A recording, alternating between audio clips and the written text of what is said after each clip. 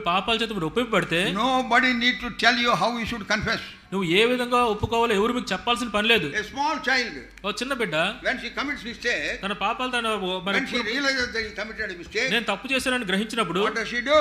ఏం చేస్తుంది? She comes and grabs the mother. మరి తల్లి వెనకాతల నించుంటది. Who taught her? ఎవరు నేర్పారు? Automatically it will come. దానంతా తనే When నేర్చుకుంది. you have repented of your wrongdoing, నీ యొక్క పాపాల విషయమైన the child ఒప్పుకున్నప్పుడు will grab the mother and cry, "Mummy, mummy, I will not do it again." ఆ పిల్ల తప్పు చేసినప్పుడు వెనకాతలకి అమ్మ అమ్మ నేను ఇంకా తప్పు చేయనని ఒప్పుకుంటుంటది. Nobody taught her to do that. ఎవరు ఆ విధంగా చేయమని నేర్పలేదు. Nobody need to teach you. ఎవరు నీకు నేర్పాల్సిన పని లేదు. Automatically that confession will come with much penitent heart. మరి ఎంతో విలిగిన హృదయంతో దానంతట అదే ఒక పశ్చాత్తాపం వచ్చేస్తుంది. My simple question is, చిన్న ప్రశ్న ఏంటంటే అది, all those who are coming to Zion for so many years, అనేక సంవత్సరాలుగా సీయోను ప్రార్థనకు వస్తున్నారు వాళ్ళు, are you born again? మీరు తిరిగి జన్మించారా? One God servant ఒక దేవుని సేవకుడు who served the Lord for so many years. అనేకమైన సంవత్సరాలుగా దేవుని సేవ In చేస్తున్న several వ్యక్తి. places he was heading the church. ఆయన అనేక ప్రదేశాల్లో చర్చ When I నడిపిస్తున్నాడు. was in Hebron, నేను హెబ్రోన్లో ఉన్నప్పుడు he came to me one day, వదన నా దగ్గరకు వచ్చాడు. "Uncle, I want to make a confession to you. Uncle మీ దగ్గర నేను ఒకటి ఒప్పుకోవాలనుకుంటున్నాను.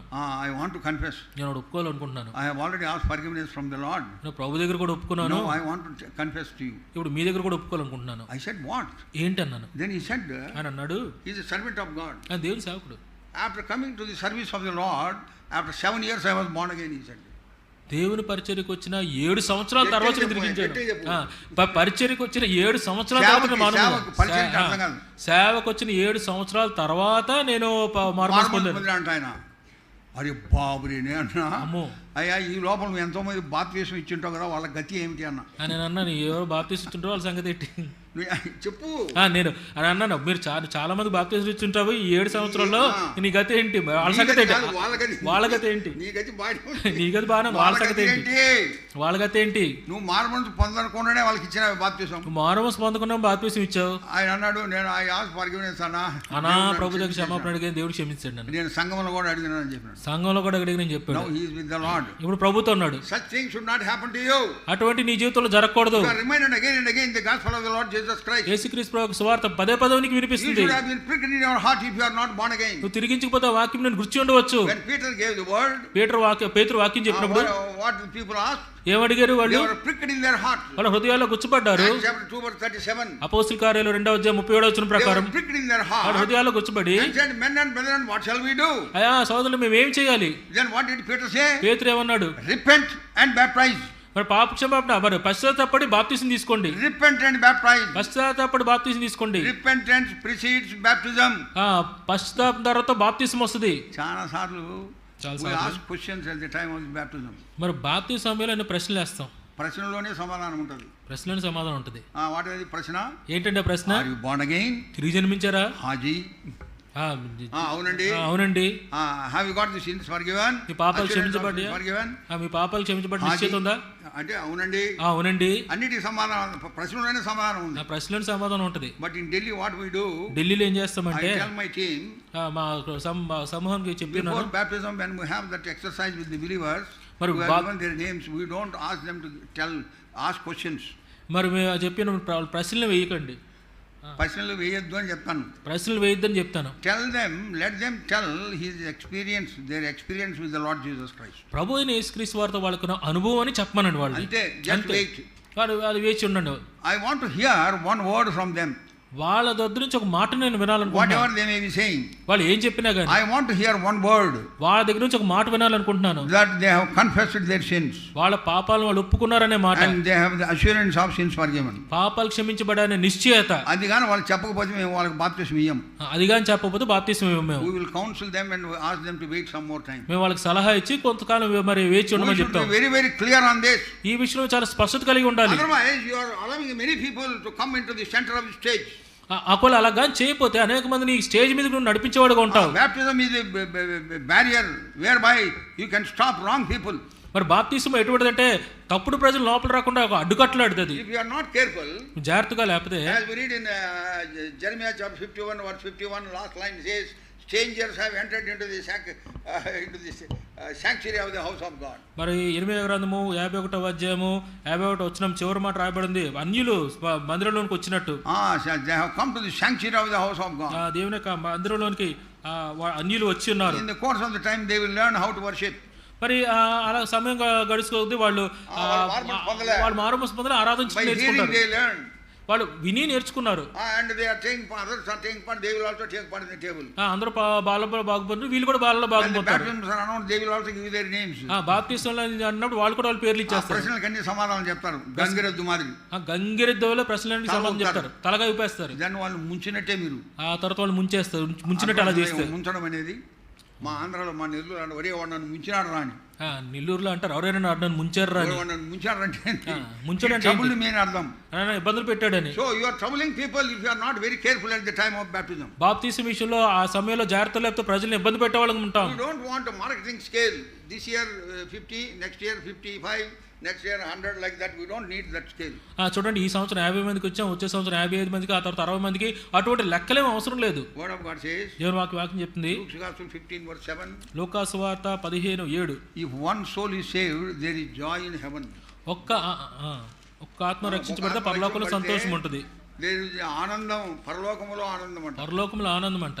That is enough. You don't go by this number of people. కాబట్టి ఎంతమంది, ఇంత సంఖ్యనే, దాని సంఖ్యను బట్టి వెళ్ళకండి. So the conclusion of the whole matter is, కాబట్టి ఒక వీటంతా చివరికి నేర్చుకునేది ఏంటంటే, Lord Jesus Christ died for you. యేసు ప్రభువు నీ కోసం మరణించాడు. And he shed his precious blood for you. తన ప్రశస్తమైన రక్తాన్ని నీ కోసం చిందించాడు. He loved you with an everlasting love. మరి నిత్యత్వం నుండి ఆ ప్రేమతో నిన్ను ప్రేమించాడు. That is what John's Gospel 3:16 says. అదే యోహాను 3:16 చెప్తుంది. There was one Ishmael. ఒక ఇష్మాయేలు ఆయన ఉన్నాడు. Convert, he came to Delhi. ఆయన ముస్లిం మతం నుంచి మారినాడు. I asked him to give a testimony on a Sunday. ఆయన అడిగాను, నువ్వు ఆదివారం సాక్ష్యం చెప్పమని. Evening gospel meeting. ఈ సాయంత్రం సువార్త కుడుకులో he said, I was saved through the verse in John's Gospel 3:16. ఆయన అన్నాడు, యోహాను సువార్త 3:16 వచ్చిన మాట ఆధారంగా నేను రక్షించబడ్డాను. నేను ఆ వాక్యం విని ఎంతో వివశమైపోతాను, పరవశమైపోతాను. ఆయన అన్నాడు, Afterwards I got married to a believer. ఆ తర్వాత నేను విశ్వాసం వివాహం చేసుకున్నాను. We were blessed with a son. మాకు కుమారుడు పుట్టాడు. And then we were praying what name we should give to his son. మరి కుమారుడికి ఏ పేరు పెట్టాలని ప్రార్థన చేస్తున్నాం. Then they decided to call him John 3:16. అప్పుడు వాళ్ళు ఏమనుకున్నారంటే యోహాను 3:16 జాన్ 3:16 అనే పేరు పెట్టాలనుకున్నారు. John 3:16. John 3:16. John 3:16, that is his name. John 3:16 అది అబ్బాయి పేరు. And then he said, వాళ్ళు అన్నాడు, I want this verse to be tom-tommed everywhere he goes. ఈ అబ్బాయి ఎక్కడికి వెళ్ళినా మాట పదే వినపడాలి. When I take him to school, నేను స్కూల్ కి తీసుకెళ్ళినప్పుడు principal will ask him, ఆ ప్రిన్సిపాల్ అడుగుతాడు, my son, what is your name? ఒక మాట, నీ పేరేంటి? My name is John 3:16, ma'am. Ma'am నా పేరు జాన్ 3:16. అర్థాలు తీసేస్తుందట. అంటే అర్థాలు తీస్తుంది. అరే John, I understand what is 3:16. యోహాన్ అంటే నేను అర్థం చేసుకున్నాను, 3:16 3:16 ఏంటి? Then he will explain. అప్పుడు ఈయన చెప్తాడు. Whenever he falls sick, he takes to the doctor. ఎప్పుడైనా అనారోగ్యంకి వస్తే డాక్టర్ దగ్గర తీసుకెళ్తాడు. The doctor will ask before prescription. Give prescription. మా డాక్టర్ ప్రిస్క్రిప్షన్ రాసే ముందు అడుగుతాడు పేరేంటి. What is his name? ఏంటి నీ పేరు? Father will say John 3:16, sir. అంటే తండ్రి జాన్ 3:16 పేరు. ఆయన కూడా అర్థాలు తీసేస్తాడు. ఆయన కూడా అర్థాలు చేస్తాడు. Hey, what is this? ఏంటిది? 3:16 ఏంటి? 3:16 ఏంటి? So he wanted that word should be tom-tommed. కాబట్టి ఆ మాట అందరి నోట్లో ఉండాలని ఆయన ఇష్టపడ్డాడు. కొన్ని సంవత్సరాల క్రితం నేను సింగపూర్ లో ఉన్నాను. అక్కడ ఎలక్ట్రానిక్ మార్కెట్ లో నన్ను తీసుకెళ్లారు. 4వ అంతస్తులో నడుస్తున్నాం. ఆ షాప్ లో బోర్డు చూశాను, జాన్ 3:16. జాన్ 3:16. అన్ని నాకే కనబడతాయి. అన్ని నాకే కనిపిస్తాయి. ఏంటి అన్ని? Then I went inside. వెంటనే లోపలికి వెళ్ళాను. I knew definitely those who are here, they are born again people. నేను అనుకున్నాను ఇక్కడ ఉన్న వాళ్ళు తిరిగి జన్మించిన వ్యక్తులే ఉంటారని. Young Chinese people were there too, young people. అక్కడ చైనీస్ యవనస్తులైన ప్రజలు ఉన్నారు. Straight away said, praise the Lord brothers. నేరుగా ప్రైజ్ లార్డ్ బ్రదర్స్ అన్నాను. I am from India. నేను ఇండియా నుంచి వచ్చాను. They also said praise the Lord uncle. దేవాలన్న praise Lord uncle అన్నారు. I asked them, వాళ్ళని అడిగాను, how could you name this shop as John 3:16? John 3:16 అనే మీ షాప్ కి ఎలా పేరు పెట్టారు? If you go to Singapore, go, it is still there. సింగపూర్కి వెళ్తే చూడండి ఇప్పటికీ ఉందా పేరు. And then they told me, వాళ్ళు అన్నారు, my father was saved uncle through this verse. నా తండ్రి ఈ మాటను బట్టి రక్షించబడ్డాడు.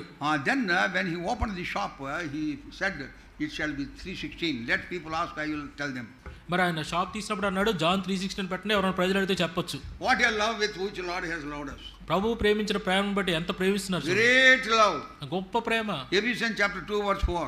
ఎఫెసీయుల రాసిన పత్రిక 2వ అధ్యాయం 4వ వచనం. Great love he has loved us. మహా ప్రేమ చేత ప్రేమించాడు. That is why it is great salvation. అదే గొప్ప రక్షణ. If you are not born again, తిరిగి జన్మించకపోతే today is the day where you can come to the Lord Jesus Christ. ప్రభు అయిన యేసుక్రీస్తు వారి దగ్గరకు రావడానికి ఇదే దినం, గొప్ప దినం. When we are going to worship the Lord, మన ప్రభువుని ఆరాధించడానికి వచ్చినప్పుడు మనం before worship you can confess your sins and also and worship afterwards. మరి ఈ ఆరాధన ఆరంభంలో ముందు మీ పాపాలు మీరు ఒప్పుకొని మీరు ఆరాధించవచ్చు. Consecrate yourself unto the Lord. ప్రభువుకు మిమ్మల్ని మీరు ప్రతిష్ఠించుకోండి. Maybe you are born again, తిరిగి జన్మించారేమో, not able to walk in the ways of the Lord, ఒకవేళ దేవుని మార్గంలో నడవట్లేదేమో, distracted and attracted by the wiles of the world. మరి లోకం యొక్క స్వరానికి మరి దారి తొలగిపోయారేమో, You can consecrate yourself ఈ దినాన్ని మీరు మీరు and ప్రతిష్ఠించుకోవచ్చు. then worship the Lord for the glory of God. అప్పుడు దేవుని మహిమేతమే ఆరాధించండి. Then God will do wonders in your life. అప్పుడు మీ జీవితంలో దేవుడు గొప్ప కార్యాలు చేస్తాడు. May God bless this word.